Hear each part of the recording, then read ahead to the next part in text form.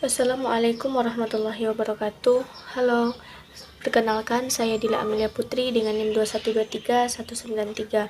Nah, di sini saya akan menjelaskan materi akidah akhlak kelas 7 tentang akhlak terpuji, yaitu di sini saya akan membahas tentang taubat, sabar, syukur, dan tawakal.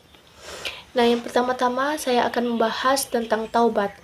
Nah, taubat ini secara bahasa atau etimologi yaitu artinya kembali, sedangkan menurut istilah taubat itu adalah kembali ke jalan yang benar yang didasari dengan keinginan yang kuat dan berjanji untuk tidak mengulangi perbuatan dosa yang pernah dilakukan sebelumnya.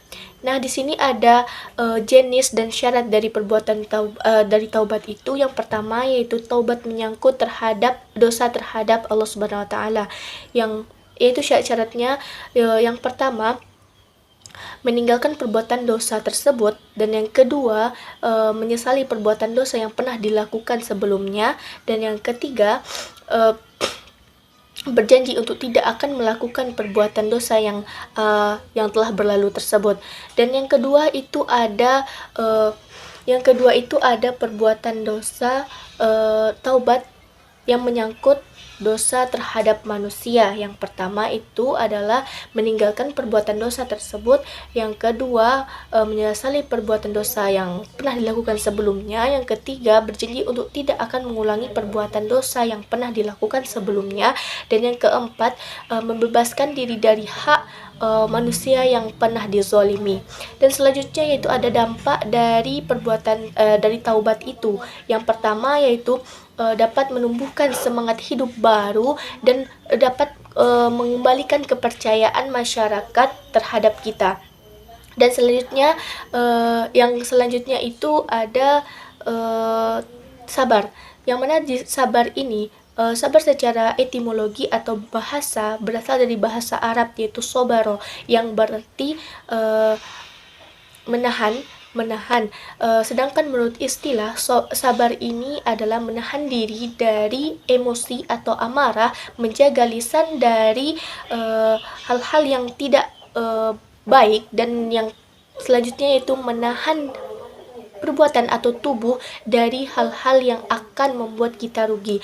Dan selanjutnya di sini ada dalil tentang sabar, yang mana dalil tentang sabar itu terdapat dalam Quran surah Al-Baqarah ayat 153 yang berbunyi A'udzu billahi minasyaitonir rajim, bismillahirrahmanirrahim, ya ayyuhalladzina amanu ista'inu bis-sabri was-shalah innallaha ma'as-sabirin, yang artinya hai orang-orang beriman, dan jadikanlah sabar dan sholat itu sebagai penolongmu. Sesungguhnya Allah bersama orang-orang yang bersabar. Dan selanjutnya yaitu ada beberapa contoh tentang sabar itu. Yang pertama, sabar dalam menghadapi musibah, seperti contohnya musibah yang terjadi di Sumatera kemarin, yaitu tanah longsor dan banjir dan galodo. Yang mana kita masyarakat setempat itu harus bersabar terhadap musibah yang terjadi di sekitar mereka. Dan selanjutnya itu sabar terhadap penyakit atau kesehatan yang akan menimpa kita, tidak mengeluh ketika diberikan penyakit oleh Allah Subhanahu wa taala. Maka dari itu kita sebagai orang muslim, sebagai orang yang beriman harus senantiasa bersabar terhadap musibah.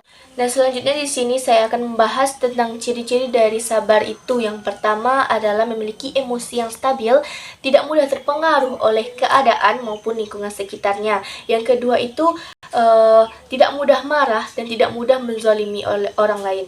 Yang selanjutnya yaitu di sini ada hal-hal yang perlu membiasakan dalam berperilaku sabar. Yang pertama adalah menyadari bahwa amarah itu tidak akan menyelesaikan masalah, dan amarah itu akan membuat kita terlena dan membuat setan itu merasa dirinya menang, dan membuat kita itu merasa seperti ingin melakukan hal-hal yang di luar batas akal pikiran kita. Dan selanjutnya itu bergaul dengan teman yang baik. Dan bergaul dengan teman yang baik itu akan membuat emosi kita itu terkontrol. Selanjutnya ada dampak positif dari perilaku sabar, yang mana dampak positif dari perilaku sabar itu adalah dapat menghindari tipu daya dari setan, yang mana ketika kita marah, setan itu merasa senang, dan ketika kita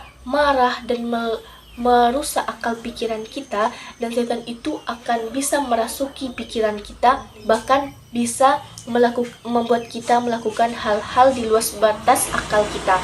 Dan selanjutnya itu saya akan membahas tentang syukur, yang mana syukur itu secara etimologi atau bahasa berasal dari kata syakara, yang berarti berterima kasih. Jadi syukur itu adalah berterima kasih terhadap nikmat dan karunia yang telah diberikan oleh Allah Subhanahu wa taala kepada kita. Sebagaimana Allah Subhanahu wa taala berfirman di dalam Quran surat Ibrahim ayat 7 yang berbunyi, A'udzu billahi minasyaitonir rajim. Bismillahirrahmanirrahim. Wa idz ta'adzana rabbukum wa la in syakartum la azidannakum wa la in kafartum inna 'adzabi lasyadid. Yang artinya, dan barang siapa yang bersyukur maka Allah akan menambah nikmat itu, dan jika barang siapa yang kufur maka azab Allah sangatlah pedih.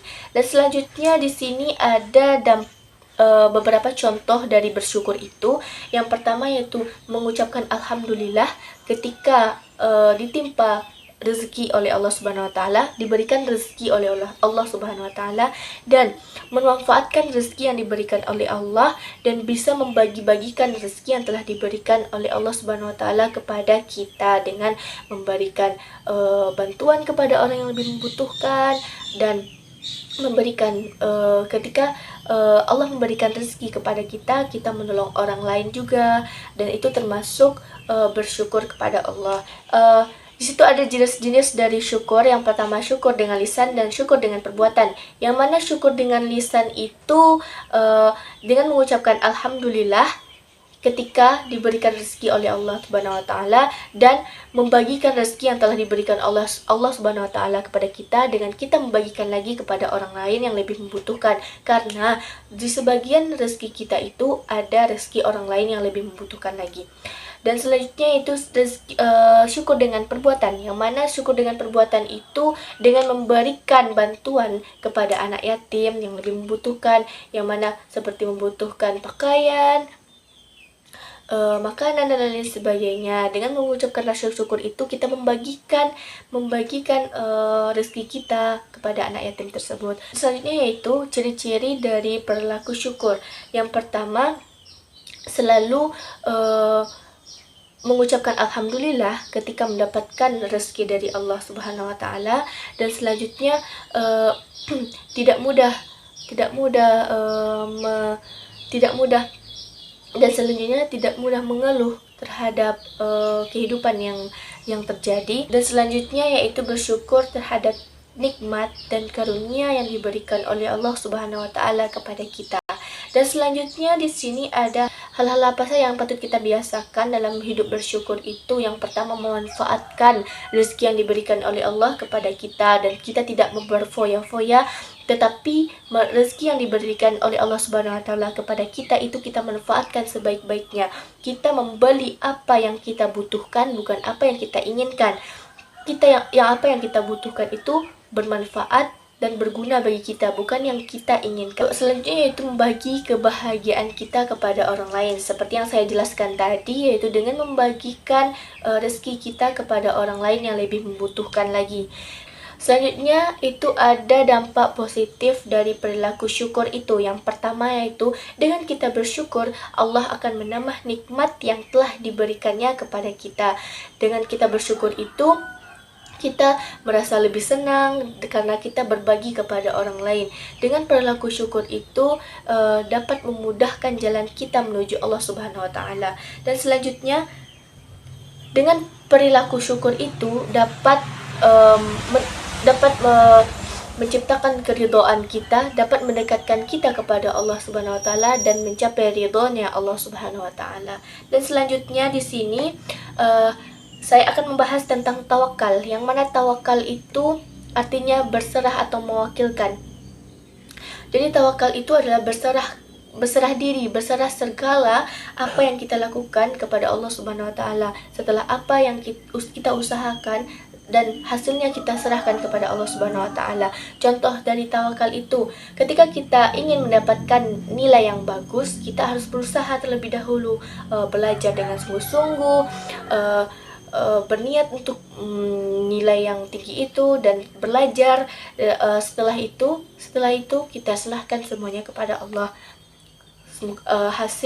Hasil yang kita inginkan kita serahkan kepada Allah Subhanahu wa taala. Yang mana dampak positif dari tawakal itu adalah mendekatkan diri kepada Allah, meningkatkan keimanan dan ketakwaan kita kepada Allah, dan memperoleh ketentraman jiwa. Sekian dari materi yang dapat saya jelaskan. Terima kasih telah menonton video saya. Terlebih dan terkurangnya saya mohon maaf. Assalamualaikum warahmatullahi wabarakatuh. Bye bye.